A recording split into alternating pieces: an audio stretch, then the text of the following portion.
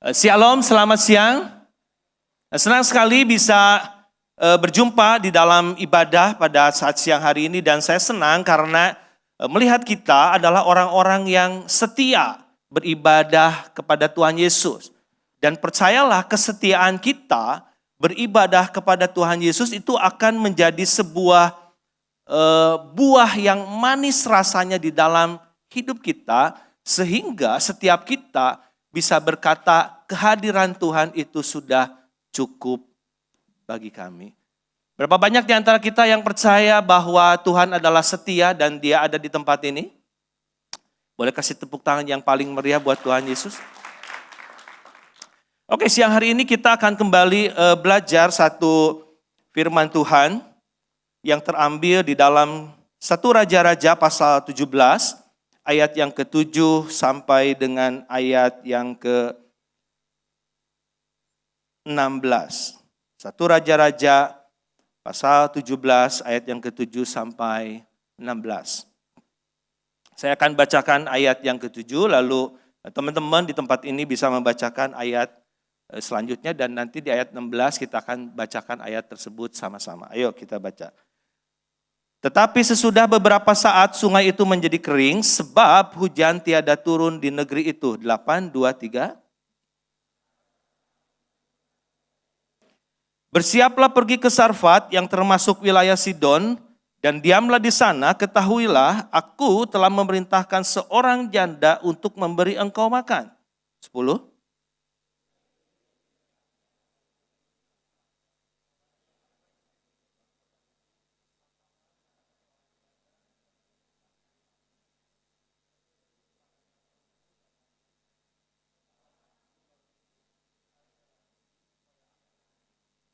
Ketika perempuan itu pergi mengambilnya, ia berseru lagi, cobalah ambil juga bagiku sepotong roti. 12.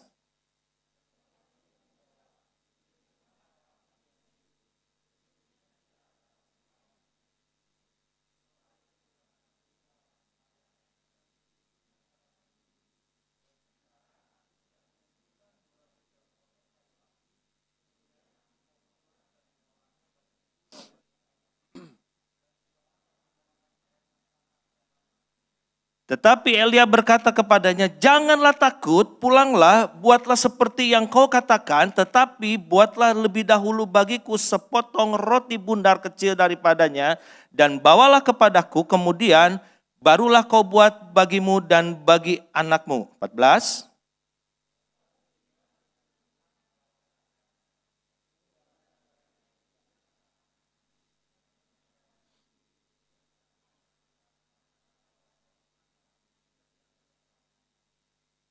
Lalu pergilah perempuan itu dan berbuat seperti yang dikatakan Elia, maka perempuan itu dan dia serta anak perempuan itu mendapat makanan beberapa waktu lamanya. 16 sama-sama 2, 3.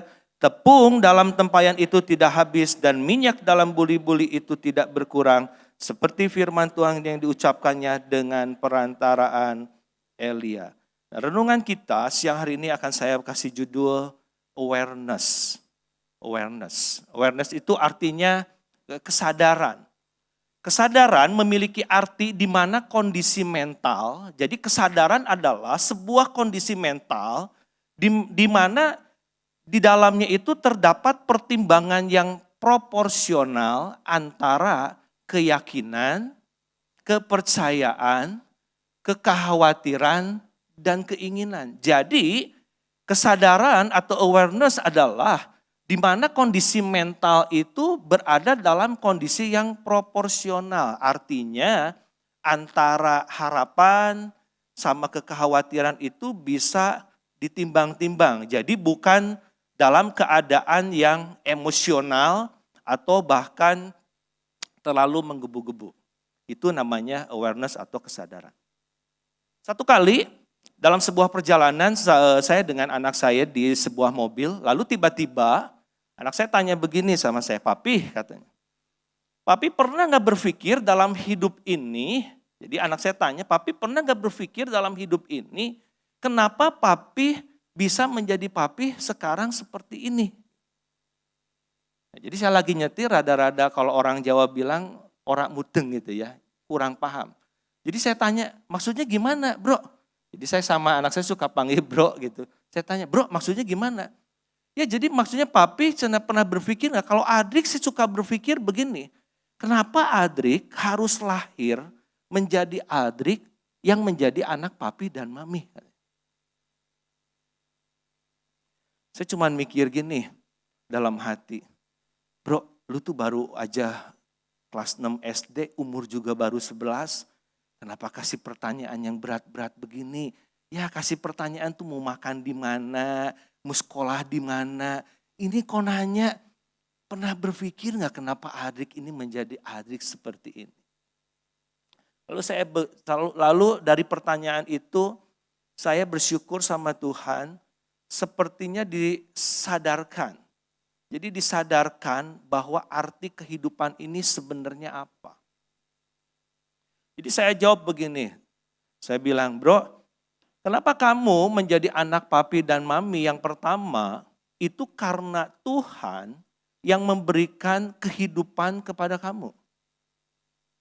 Jadi hanya Tuhan yang memberikan kehidupan sama kamu. Yang kedua, kenapa kamu Tuhan titipkan lahir di keluarga papi dan mami, supaya papi dan mami bekerja sama dengan Tuhan, agar supaya segala rencana Tuhan atas hidup kamu itu bisa terjadi. Jadi yang terjadi itu bukan kehendak papi dan mami, bukan rencana papi dan mami, bukan juga rencana kamu, tetapi hanya rencana Tuhan yang boleh terjadi di dalam kehidupan kamu. Jadi saya teringat bagaimana asal muasal Tuhan menciptakan langit dan bumi. Jadi ketika Tuhan menciptakan langit dan bumi, yang Tuhan ciptakan pada saat itu adalah kehidupan. Kehidupan apa? Kehidupan yang sungguh amat baik. Makanya kalau misalkan teman-teman perhatikan pembacaan ayat firman Tuhan di dalam Kejadian, maka Allah melihat segala sesuatu yang dijadikannya itu sungguh amat baik. Jadi dari percakapan itu saya disadarkan. Saya seperti diingatkan. Dan tadi kita sudah belajar bahwa kesadaran adalah sebuah kondisi yang proporsional. Antara keyakinan, kepercayaan, dan kekhawatiran. Semua diolah di situ menjadi sebuah kesadaran. Dan kesadaran itu belum disebut kesadaran kalau dia belum sampai menginsafkan. Saya ulang ya. Kesadaran belum sampai disebut sebuah kesadaran kalau seandainya kesadaran itu belum mengubah hidup kita. Kesadaran belum disebut kesadaran kalau seandainya kesadaran itu belum menginsafkan kita. Jadi saya teringat bagaimana Allah menciptakan manusia pertama alam semesta ini dengan sebuah tujuan kebaikan di dalam kekekalan. Tetapi sayangnya manusia pertama pada saat itu ketika berjalan di dalam kehendak Tuhan, di dalam relasi yang baik, untuk menghasilkan sesuatu yang baik, manusia pertama itu sudah mulai memikirkan diri sendiri. Jadi sebetulnya perbedaannya sederhana. Kalau kehendak Tuhan adalah sesuatu kehidupan yang menyeluruh. Jadi secara tubuh, secara roh, secara jiwa, adalah sesuatu yang proporsional, yang seimbang. Tetapi keinginan manusiawi adalah sesuatu yang sifatnya untuk diri sendiri, untuk diri sendiri, untuk diri sendiri, untuk diri sendiri, dan enggak peduli dengan orang lain. Adakah hidup kita selama ini yang kita pikirkan hanyalah untuk kepentingan diri sendiri dan kepentingan diri sendiri? Kalau saya lihat sih dari wajah-wajah yang di sini nggak ada. Ada Dio. Di sini kalau saya lihat ya, di sini adalah wajah-wajah teman-teman yang hadir siang hari ini adalah wajah-wajah yang memang berserah penuh sama Tuhan Yesus. Amin lagi yuk. Saya ulang sekali lagi. Kehendak Tuhan adalah sebuah kehidupan kekal yang penuh dengan kebaikan di dalam hidup kita.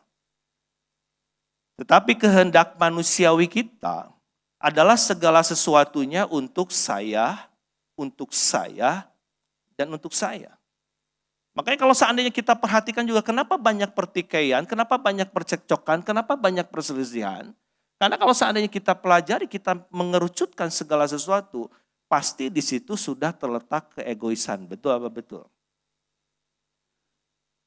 Tetapi kita bersyukur sama Tuhan Yesus, walaupun manusia itu sudah melepaskan diri dari relasi dengan Allah, tetapi dia adalah Allah yang kasih, Allah yang penuh cinta. Malah Allah sendiri yang turun untuk mengejar kembali manusia itu untuk kembali kepada Allah. Tidakkah setiap kita bersyukur bahwa Allah yang kita sembah itu adalah Allah yang terlalu baik? Tidakkah kita bersyukur bahwa Allah yang kita sembah itu adalah Allah yang setia, sekalipun hidup kita tidak setia?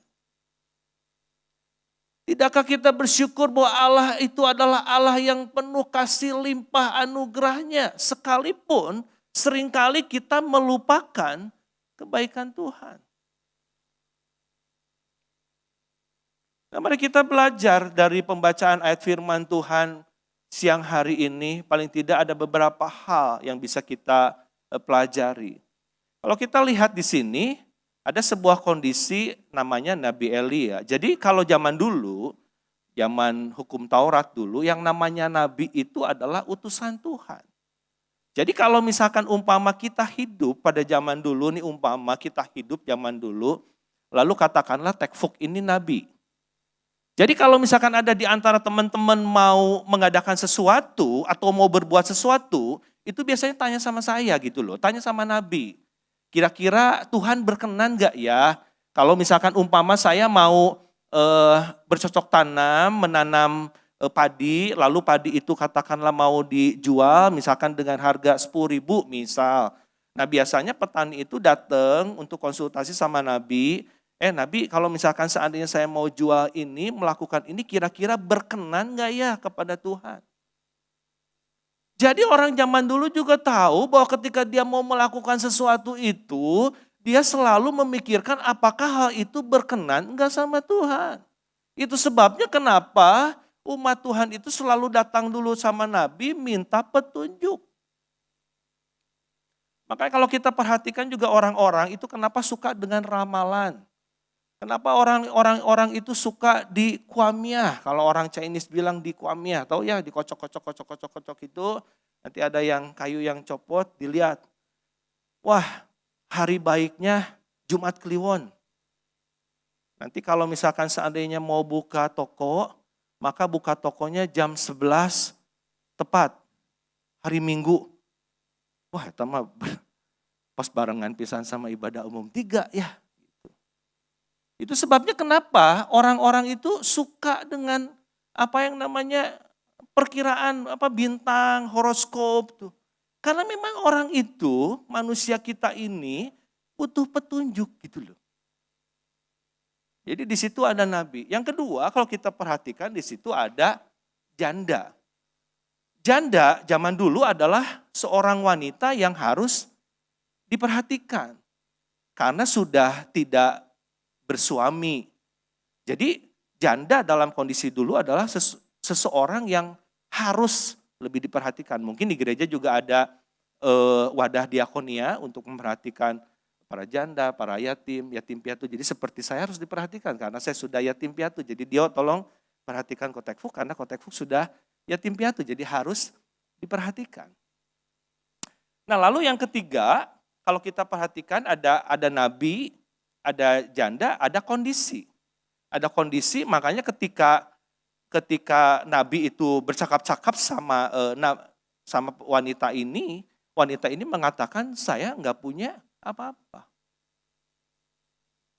Nah dari sini kita bisa belajar prinsip pertama bahwa ketaatan kita kepada Allah itu tidak tergantung kepada keadaan yang sedang kita hadapi. Saya ulang ya, ketaatan kita kepada Allah itu tidak tergantung kepada situasi yang kita hadapi. Banyakkah di antara kita yang datang ke komsel kalau seandainya salse? Banyakkah di antara kita kalau seandainya datang kebaktian, kalau seandainya toko lagi sepi? Banyak di antara kita kalau datang menyembah Tuhan, membawa persembahan ke rumah Tuhan, kalau seandainya usahanya udah mulai bangkrut dan mulai sepi. Di sini enggak ada ya, di sini enggak ada. Di sini adalah orang-orang yang dalam keadaan apapun senantiasa taat kepada firman Tuhan. Coba kita perhatikan tadi. Mungkin keadaan kita seperti janda ini, membutuhkan perhatian. Dan kalau kita pelajari itu peta dari kota Sidon ke Sarfat, itu jaraknya cukup jauh. Mungkin bisa dari sini ke Surabaya gitu 150 kilo. Tapi di sini membuktikan bahwa keadaan kita apapun itu enggak luput dari perhatian dan kasih sayang Allah. Jadi ketika hidup kita mengalami seperti janda ini yang membutuhkan perhatian, yang membutuhkan pertolongan, percayalah bahwa ada hadirat Tuhan yang selalu memperhatikan hidup kita. Buktinya seperti janda tadi malah didatengin oleh Nabi Elia. Nabi Elia ini merupakan gambaran the presence of God. Hadirat Tuhan. Cuman seringkali kita seperti manusia pertama. Ketika kita di dalam menghadapi persoalan, himpitan, bahkan tekanan, seringkali kita lupa bahwa masih ada hadirat Tuhan. Makanya siang hari ini melalui pembelajaran firman Tuhan, mari kita belajar bahwa ketaatan kita kepada Tuhan itu tidak tergantung kepada situasi dan keadaan yang sedang kita hadapi.